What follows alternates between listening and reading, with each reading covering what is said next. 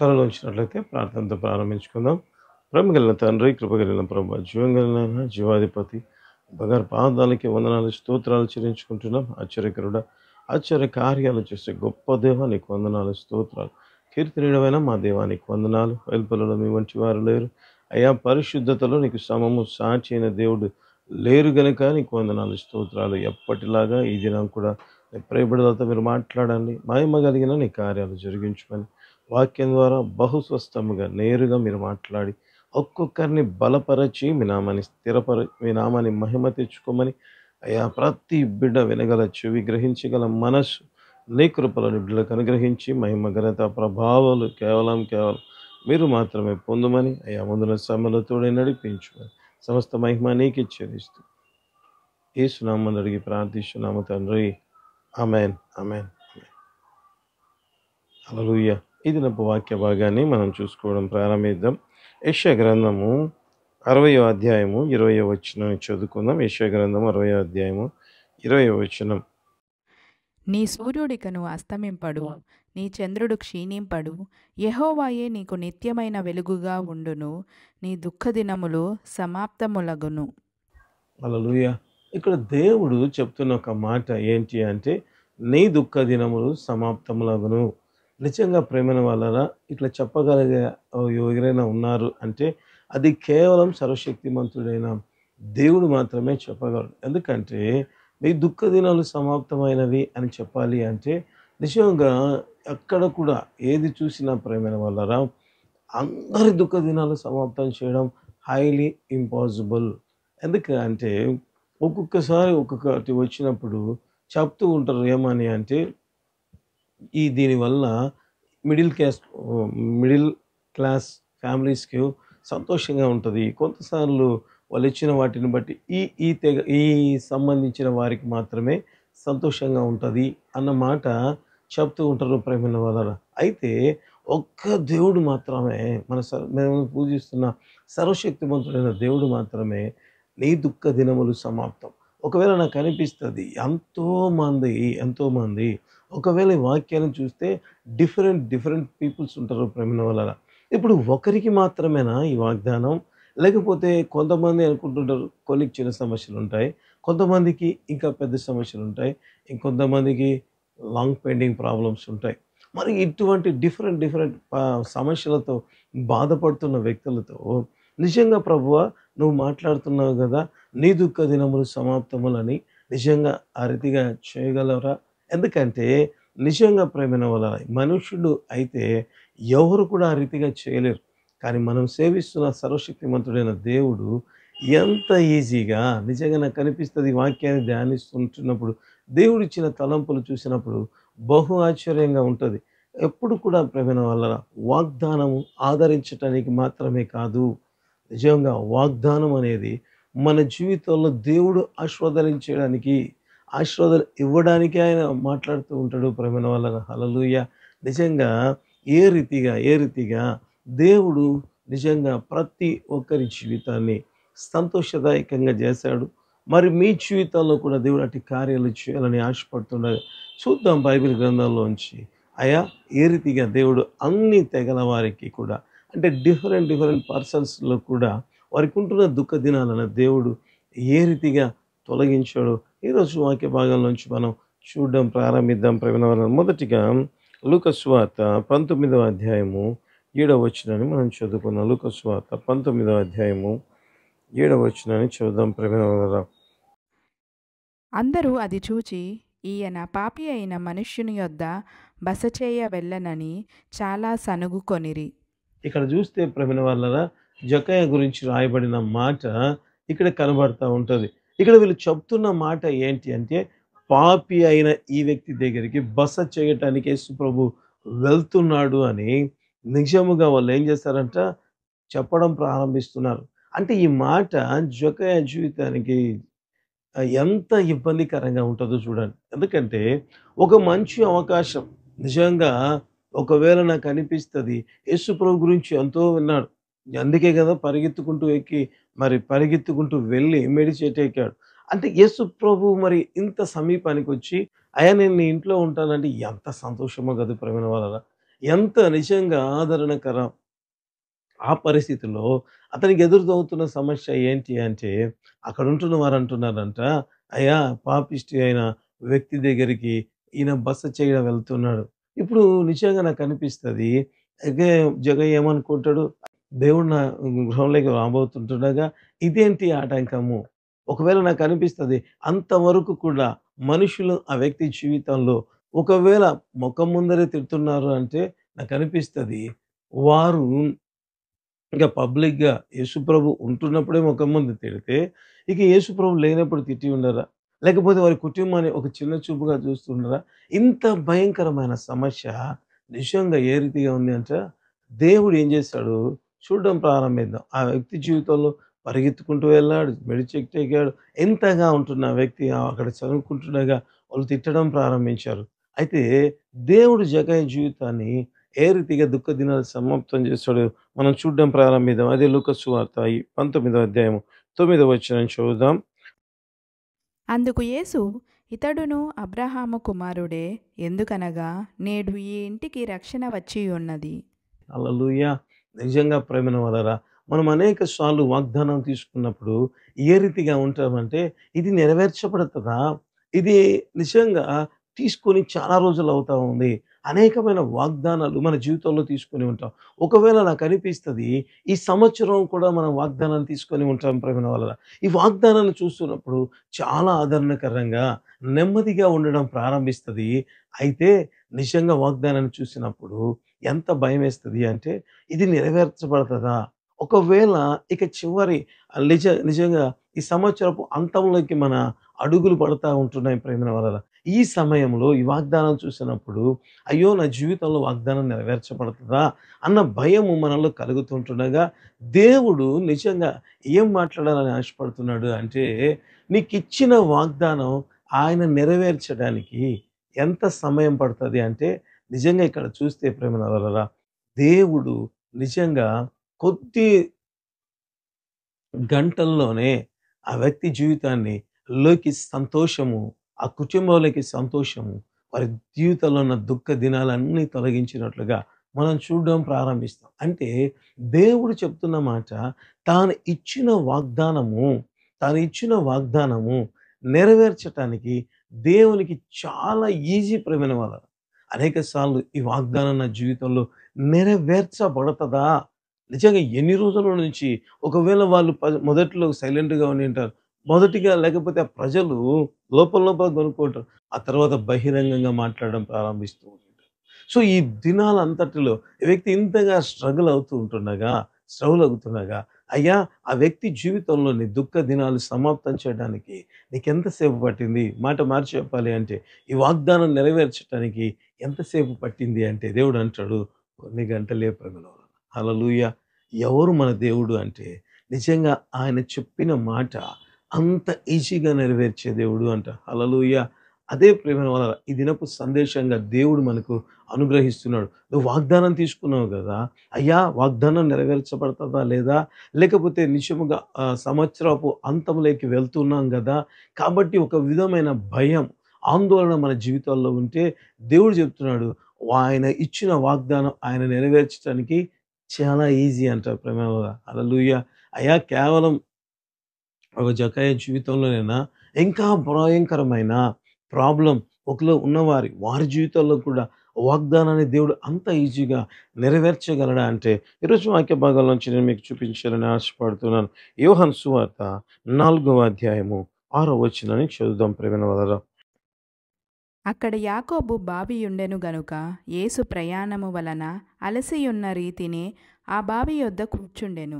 అప్పటికి ఇంచుమించు 12 గంటలాయెను.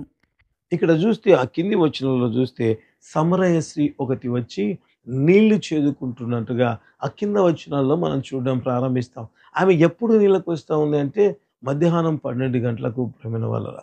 నాకనిపిస్తది నిజంగా ఉదయకాలం ఎవరైనా నీళ్లు తెచ్చుకోవడానికి వెళ్తారు. లేదా సాయంకాలం వెళ్ళడం ప్రారంభిస్తారు. ఒకవేళ నాకనిపిస్తది యాకోబైనా ఇంకా ఎవరైనా సరే వాళ్ళు వెళ్ళినప్పుడు నిజంగా ఇంకా మరి పొద్దు కునుకలేదు కాబట్టి వాళ్ళు గొర్రెలకు నీళ్లు పెట్టడానికి ఆ మూత కూడా తీయనట్లుగా మనం బైబిల్ గ్రంథంలో చూడడం ప్రారంభిస్తాం. అంటే నిజంగా ఉదయకాలం, సాయంకాలం మాత్రమే. అయితే ఈమె ఎంత భయపడతా ఉంది అంటే నిజంగా ప్రేమైన వాళ్ళరా ఎవ్వరికంట పడకుండా, ఎవరికంట పడకుండా వచ్చి నీళ్లు చేదుకుంటూ ఉన్నది. హల్లెలూయా! ఎందుకు హల్లెలూయా అంటున్నామంటే ప్రేమైన వాళ్ళ ఆ పరిస్థితిలో ఆమె ఉంటే దేవుడు ఆమె దగ్గరికి వచ్చినట్లుగా నిజంగా నాకనిపిస్తది. ఆ తర్వాత వాళ్ళ సంభాషణ మనం చూసినట్లయితే ఏ రీతిగా ఉంటది అంటే, ఆమె మాట్లాడుతా ఉంటది. అయ్యా యేసుప్రభు అంటాడు, "అమ్మా నీ పెనిమిటిని పిలుచుకురా" అంటే, ఆమె అంటది, "ఇప్పుడు ఉన్నవాడు నాకు పెనిమిటి కాడు" అంటే, దేవుడు అంటాడు, నిజంగా ఏమన్నాడు? "నిజమే చెప్పితివి. 5 మంది పెనిమిటి ఉంటది. ఇప్పుడు నీకున్నవాడు పెనిమిటి కాడు" అన్నాడు. నిజంగా ప్రేమైన వాళ్ళరా ఎంత దయనీయమైన పరిస్థితుల్లో ఆమె ఉంది అంటే నిజంగా నాకు అనిపిస్తది. ఎంత కృంగిపోయి ఉంటది. ఎంత బాధాతత్వమైన హృదయంతో ఉంటది. ఎందుకు ఈ మాట చెప్తున్నానంటే నిజంగా ఒక్క ఒక్క ఫెయిల్యూరు నిజంగా మనిషిని కృంగదీస్తది ప్రేమైన వాళ్ళరా. అయితే ఆమె జీవితంలో 5 ఫెయిల్యూర్స్ ఉంటున్నాయి ప్రేమైన వాళ్ళ. 5 ఫెయిల్యూర్స్ ఉంటున్నాయి. మామూలు ఫెయిల్యూర్ కాదు. మొదటి భర్తను పెళ్లి చేసుకుంది. ఫెయిల్యూర్ అయిపోయింది. రెండో భర్త, మూడో భర్త, 4, 5 నిజంగా నాకనిపిస్తది. ఆమె నిర్ణయమే ఆమెకు నిజముగా ఇష్టం లేకుండా పోయినంతగా వెళ్ళిపోయింది. ఎందుకు ఆ మాట చెప్తున్నానంటే నిజంగా ఆమె ఆరో వ్యక్తిని ఇక పెళ్లి చేసుకోలేదు. ఎందుకంటే ప్రతిదీ ఈ వ్యక్తి మా భర్త అంటే అప్పుడు అక్కడ ఉన్న వాళ్ళంటారు. ఈయనతో అయినా మొదటిది అయిపోయినాక రెండోది చేసుకున్నప్పుడు అని ఉంటారు కదా! సాధారణంగా. ఈ వ్యక్తితో అయినా సరిగా ఉండు. తర్వాత అది ఫెయిల్యూర్ అయిపోయి మూడో వివాహం చేసుకుంటే తిరిగి అయ్యా! ఈమె 2 పెళ్ళిళ్ళు చేసుకుంది. ఇప్పుడు మూడో దాన్ని చేసుకుంది. ఈయనతో అయినా ఉంటదా లేదా? ఈ రీతిగా కామెంట్స్ నిజంగా ఆ మాటలు పలుకుతున్నప్పుడు ఆమె హృదయం ఎంతగా పగిలిపోయి ఉంటది ప్రేమైన వలన. ఎంత బాధపడి ఉంటది. 4, 5 ఇక ఆరో వ్యక్తిని పెళ్లి చేసుకుంటే ఈ కామెంట్సే నేను తట్టుకోలేను. కాబట్టి ఆమె అనుకుంది ఎవ్వరికీ కనబడకుండా వచ్చి నీళ్లు చెదుకునే వ్యక్తిగా. అంటే నిజంగా ఒక్కసారైనా ఆ పరిస్థితి ఆమె చూస్తున్నప్పుడు ఎంతగా నలిగిపోయి ఉంటది. ఎంతగా ఏడ్చి ఉంటది. ఎందుకంటే కనీసం మనుషుల ఎదుట ఎవరు కనబడితే ఏ ఎగతాళి మాట మాట్లాడతారు. నిజంగా కొన్ని విషయాలలో నిజంగా చూస్తూ ఉంటాం ప్రేమైన వాళ్ళరా. ప్రజలు మాట్లాడే అందుకే నిజంగా ఎంత కష్టంగా ఉంటది మనిషిని మాటలు అంటే, ఒకవేళ బైబిల్ ప్రకారమే మనం మాట్లాడుకుంటే దేవుడే అంటాడు కదా! "నోటి మాట వల్ల కలుగు నొప్పి అయినను నీకు కలగకుండా నేను నిన్ను కాపాడుతాను" అన్నాడు. అంటే నోటి మాట ఎంత నొప్పి కలిగిస్తదని బైబిలే చెప్తా ఉంది ప్రేమైన వాళ్ళరా. ఇక ఈమె పరిస్థితి 5 మంది ఉంటే ఇక ఎంతమంది ఎన్ని సార్లు ఆమెను కామెంట్ చేస్తూ, ఆమెను చూసి నవ్వుతూ ఉంటే, ఆ బాధ తట్టుకోలేక మధ్యాహ్నం 12 గంటలకు నీళ్ళకి వస్తా ఉందంట ప్రేమ. నిజంగా వచ్చిన ప్రతిసారి ఆమెలో ఏం కనపడతా ఉంటది అంటే, అయ్యా! మిగిలిన వారంతా బాగున్నారు. నా జీవితమే ఎందుకు? నా జీవితంలో అసలు మంచి దినాలు వస్తాయా? నా జీవితంలో దుఃఖ దినాలు పోయి, నేను కూడా ఇతరులతో నాకు నేనుగా వెళ్లి మాట్లాడే పరిస్థితి వస్తదా? అని అనుకుంటది ప్రేమనవర. అయితే ఇంతగా స్ట్రగుల్ అయిన ఆమె జీవితాన్ని దేవుడు ఎంతగా అద్భుతం చేసి ఆమె జీవితంలో దుఃఖాన్ని తొలగించాడు అంటే మాటల్లో చెప్పలేం ప్రేమనవర. ఇంతవరకు ఎవ్వరు ఏం మాట్లాడతారని భయపడి పారిపోయిన వ్యక్తి నిజంగా యోహాను సువార్త 4వ అధ్యాయము 39వ వచనాన్ని చదువుదాం. నేను చేసినవన్నీయు నాతో చెప్పెనని సాక్ష్యమిచ్చిన స్త్రీ యొక్క మాటను బట్టి ఆ ఊరిలోని సమరయులలో అనేకులు ఆయన యందు విశ్వాసముంచిరి. హల్లెలూయా! ఇప్పుడు ఏం చేస్తుందంట? సాక్ష్యం చెప్తా ఉందంట ప్రభు. ఏమని చెప్తా ఉంది? "అయ్యా నేను చేసినవన్నీ నాతో చెప్పాడు." నన్ను ఎగతాళి చేయాలా ఆయన? నేను చేసినవన్నీ నాతో చెప్పిన యేసు ప్రభు కాడ. ఆ స్త్రీని బట్టి అనేకులు యేసు ప్రభువునందు విశ్వాసం ఉంచారంట. హల్లెలూయా! నిజంగా ఎంతటి సంతోషకరమైన దినం ప్రేమలో. ఆమె జీవితంలో నిజంగా అంతవరకు నా జీవితం దుఃఖమే. నా జీవితంలో దుఃఖ దినాలే. ఒకవేళ నాకనిపిస్తది నా జీవితంలో సంతోషం అనేది ఇక వస్తదా? వస్తదా? ఎందుకంటే 1 కాదు, 2 కాదు, 3 కాదు. 5 ఫెయిల్యూర్స్ నా జీవితంలో. ఇక నా జీవితంలో దుఃఖం వస్తదా అంటే సంతోషం వస్తదా అంటే ఎంత ఈజీగా ఎందుకు నేను ఈ మాటలు చెప్తున్నా అంటే దేవుడు వాగ్దానం విషయంలో మనమేమో అనుకుంటాం, అయ్యా ఇది జరగదేమో, అయితే దేవుడు అంటాడు ఇది జరిగించగలను. ఆమె అంటది నా జీవితంలో దుఃఖ దినాలు పోతాయా? ఆమె అంటది ఆరాధించవలసిన స్థలం ఒకటి ఉంది. అప్పుడు నేను అక్కడ ఆరాధిస్తాను. మెస్సియా వస్తాడు నా కోసం. అంటే ఎంతగా ఆమెలో బాధ, దుఃఖం ఉందో ఆ మాటల్లో కనబడుతుంది ప్రేమ. అటువంటి వ్యక్తి జీవితాన్ని నిజంగా భయపడి పారిపోయే వ్యక్తిని ధైర్యంగా నిలబడి సంతోషంగా సాక్ష్యం చెప్పే వ్యక్తిగా మార్చడం ప్రారంభించు. ఆమె జీవితంలో ఉన్న దుఃఖ దినాలను తొలగించడం ప్రారంభించు. అదే దేవుడే ప్రేమన వల్ల నేటికి సజీవుడై ఉంటున్నాడు. హల్లెలూయా! ఆ సజీవమైన దేవుడే మన జీవితంలో కూడా మన దుఃఖాన్ని సంతోషంగా మార్చగలడు. తిరిగి ఒక వాక్య భాగాన్ని ఆ సందర్భాన్ని చూసి మనం ఈ దినపు వాక్యాన్ని ముగించుకుందాం. ప్రేమల యోహాను సువార్త 5వ అధ్యాయము 5వ వచనాన్ని చదువుకుందాం. యోహాను సువార్త 5వ అధ్యాయము 5వ వచనం. అక్కడ 38 ఏండ్ల నుండి వ్యాధి గల యొక్క మనుష్యుడుండెను.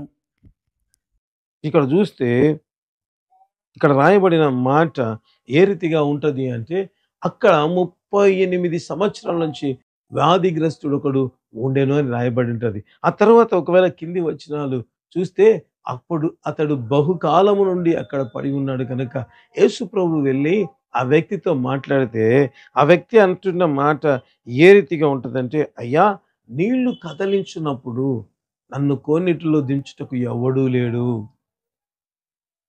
నిజంగా ప్రేమ వలన ఎంతటి నిరాశలో నిజంగా నాకు అనిపిస్తుంది, ఎంతటి నిరాశలో ఉంటున్నాడు. నిజంగా నాకు అనిపిస్తుంది కోనేటిలో ఆయా సందర్భాలలో ఒకవేళ దేవదూత దిగి నిజముగా నీళ్లు కదిలించుట కలదు అంటే ఎన్నిసార్లు ప్రేమైన వాళ్ళు 38 సంవత్సరాలే అని మనం అనుకుంటున్నాం కానీ ఇంకొంచెం ఒకవేళ దేవుడిచ్చిన తలంపులు మనం పంచుకుంటే ఏ రీతిగా ఉంటది అంటే దేవదూత ఒకవేళ రోజుకి ఒకసారి వస్తున్నదా? ఒకవేళ నెలకా? లేకపోతే 2 నెలలకా? అక్కడ రాయబడలేదు గానీ, నిజంగా ప్రేమల వలన ఒకవేళ నెలకు అనుకుంటే 12x30 తీసుకోవాలి ప్రేమలో. అన్ని సార్లు డిసప్పాయింట్‌మెంట్. అన్ని సార్లు డిసప్పాయింట్‌మెంట్ ప్రేమ. అంటే నాకనిపిస్తది వందల సంఖ్యలో అనేక సార్లు డిసప్పాయింట్‌మెంట్. నిజంగా ఎంతడిగా ఒక్కసారి ఒక సంవత్సరం మన జీవితంలో వాగ్దానం నెరవేర్చబడకపోతే, లేకపోతే మనం ఏదైనా మేలు పొందకపోతే ఎంతగా నిరాశపడతాం. ఎంతగా బాధకు లోనవుతామో నిజంగా మాటల్లో చెప్పలేం ప్రేమైన వాళ్ళ. అయితే ఇక్కడ రాయబడిన ఈ వ్యక్తి జీవితంలో అనేక సార్లు తన దగ్గర అసలు ఎంతగా నలిగిపోయింటాడు. తనంటాడు కదా! అయ్యా ఆ కోనేటిలో దేవదూత దిగి నీళ్లు కదిలించినప్పుడు నేను వెళ్తుండగా నాకంటే ఒకడు ముందుగా వచ్చి బాగుపడ్డాడు. ఎంత డిసప్పాయింట్‌మెంట్. అంటే తాను వస్తూ ఉన్నాడు. అయితే తనకు కంటే ముందు వేరే వ్యక్తి పోతే ఎంత కృంగిపోతారు. ఎంత కృంగిపోతారు. నిజంగా చిన్న చిన్న వాటికి మనం చూస్తూ ఉంటాం. ఏదైనా సరే చిన్నది ఒకవేళ మనం ఎక్కడికైనా వెళ్ళాం. మనకంటే మనం వెళ్తున్నాం. మనకంటే ముందు ఎవరికైనా అది వచ్చిందనుకోండి. నిజంగా అంత నిరాశ పడిపోతాం. బాధపడిపోతాం.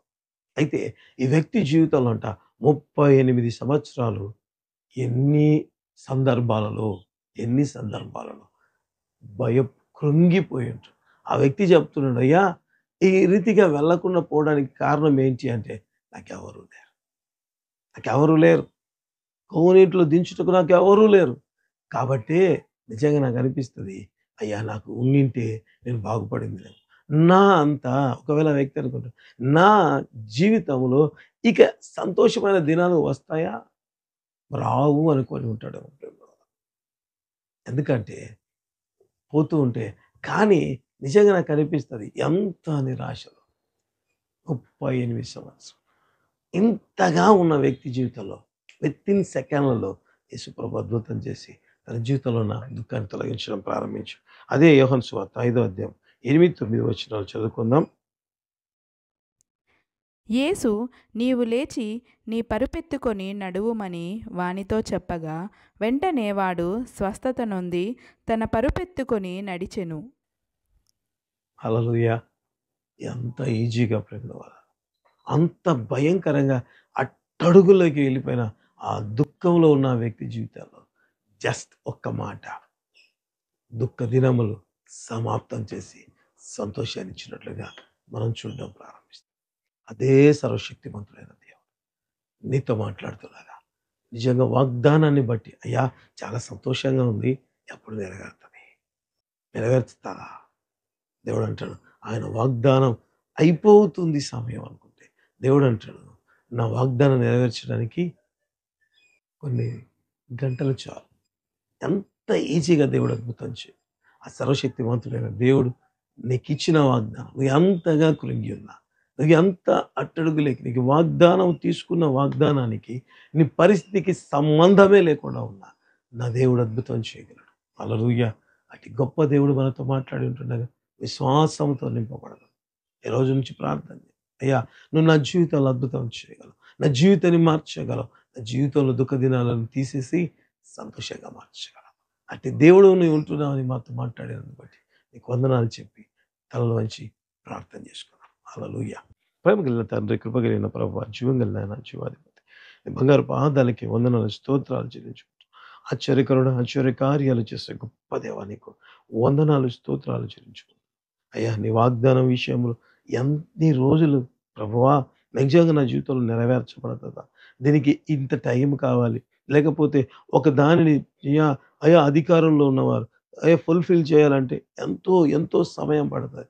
అయితే నా దేవుడు వాగ్దానం నెరవేర్చడానికి ఫ్యూ సెకండ్స్ చాలని ప్రభా నీ మాట చాలని ప్రభు నిజంగా మీరు మాట్లాడిన మాటను బట్టి నీకు వందనాలు. ఎంతమంది అయితే నిజంగా దుఃఖములతో ఉంటున్నారో వారందరి జీవితాల్లో, ఎంతమంది అయితే ఈ కార్యక్రమం చూస్తున్నారు వారందరి జీవితాల్లో దుఃఖం ఉంటుంది. అయ్యా దుఃఖ దినములు సమాప్తములగును గాక, వారు ఈ దినం నుంచి ఆశీర్వాదాలు అద్భుతాలు పొందుకొందురుగా, సంతోషముతో నిజముగా నాట్యమాడే గొప్ప కార్యాలు మీరు జరిగించి మీరు మహిమ పొందమని జరిగించబోతున్నారని నమ్ముతూ నీకు ఈ దినము నుంచి నాయన ప్రభు ప్రార్థన చేసి అడుగుచున్నాను నా యేసు క్రీస్తు సజీవమైన నామమున వారు నూతన అయా శకములకి ప్రవేశించుదురు గాక.